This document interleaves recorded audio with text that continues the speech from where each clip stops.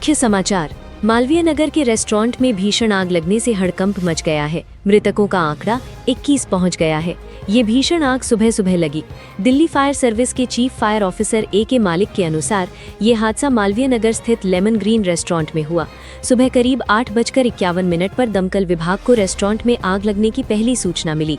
शुरुआत में मामले की गंभीरता को देखते हुए विभाग द्वारा तुरंत 2 water tender, 2 water browser, 1 quick reaction vehicle, 1 multipurpose और 1 ब्रीदिंग अपैरेटस सेट गाड़ी को मौके पर रवाना किया गया। दिल्ली के मालवीय नगर इलाके में स्थित नामी रेस्टोरेंट में बुधवार सुबह हुए भीषण अग्निकांड ने पूरे देश को झकझोर कर रख दिया है। आग इतनी भयावह थी कि होटल के अंदर मौजूद लोगों को संभलने का मौका तक नहीं मिला। पुलिस के शुरुआती आंकड़ों के अनुसार हादसे में 21 लोगों की मौत हो गई है, जिनमें से अधिकतर विदेशी नागरिक हैं। इसके अलावा करीब 26 लोग बुरी तरह झुलस गए हैं, जिन्हें दिल्ली के विभिन्न अस्पतालों में भर्ती कराया गया है। घायलों में भी बड़ी संख्या विदेशी पर्यटकों की है, जिससे ये मामला अंतर्राष्ट्रीय स्तर पर भी चर्चा का विषय बन गया है। पश्चिम बंगाल विधानसभा चुनाव 2026 के बाद से यहां की राजनीति बदल सी गई है। पूर्व मुख्यमंत्री ममता बनर्जी की परेशानियां पीछा ही नहीं छोड़ रही हैं।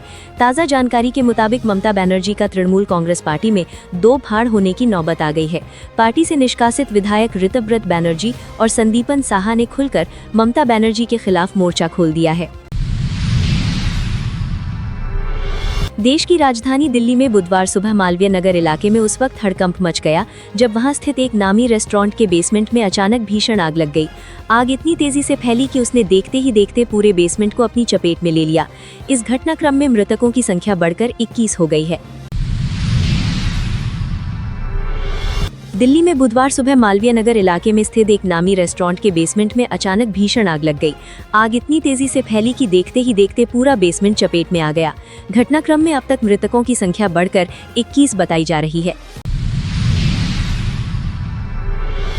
दक्षिण दिल्ली के मालवीय नगर स्थित हौज रानी इलाके में बुधवार सुबह 5 मंजिला फ्लरिश स्टे नाम के होटल में भीषण आग लग गई।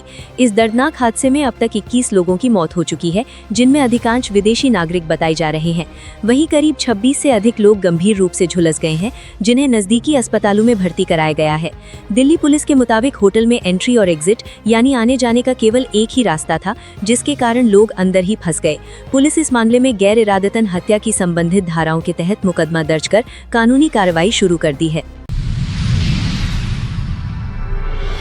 भारतीय शेयर बाजार में बुधवार को भारी उतार चढ़ाव देखने को मिला। सूचना प्रौद्योगिकी यानी आईटी शेयरों में आई भीषण बिकवाली के चलते बाजार के दोनों प्रमुख सूचकांक गिरावट के साथ बंद हुए। हालांकि बैंकिंग और हेल्थ केयर सेक्टर के शेयरों में आई खरीदारी ने बाजार को निचले स्तरों से उभरने में बड़ी मदद की और एक बड़ी गिरावट टल गई। माइक्रोसॉफ्ट ने प्रोजेक्ट सोलारा पेश किया है। ये एक नया प्लेटफॉर्म है जो लोगों के कंप्यूटिंग डिवाइस के साथ इंटरैक्ट करने के तरीके को पूरी तरह से बदल सकता है। बिल्ड 2026 में घोषित सोलारा को कंपनी एजेंट फर्स्ट डिवाइस कहती है। ऐसे सिस्टम के लिए डिजाइन किया गया है जो ट्रेडिशनल एप्लीकेशन के बजाय AI एजेंट चलाते हैं, जिससे कंप्यूटिंग की मुख्य यूनिट ऐप से टास्क में बदल जाती है। नई दिल्ली के शाहदरा जिला पुलिस ने GTB अस्पताल से अगवा किए गए 6 माह के मासूम बच्चे को महज 30 घंटे के भीतर सकुशल बरामद कर लिया।